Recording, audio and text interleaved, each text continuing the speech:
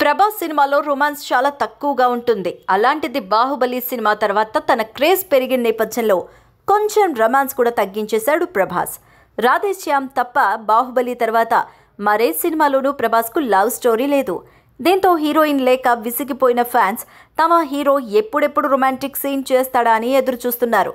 ఇక ప్రభాస్ కూడా ఈ విషయాన్ని గ్రహించి రాజా సాబ్లో కుదిరితే ఇద్దరు హీరోయిన్స్ను పెట్టమని తన్ను అడిగారని స్వయంగా డైరెక్టర్ మారుతినే టీజర్ లాంచ్ ఈవెంట్లో వెల్లడించారు. ప్రభాస్ అడగడం నేను పెట్టకపోవడమా అంటూ ఏకంగా ముగ్గురు హీరోయిన్స్ను లైన్లోకి దింపేశారు మారుతి.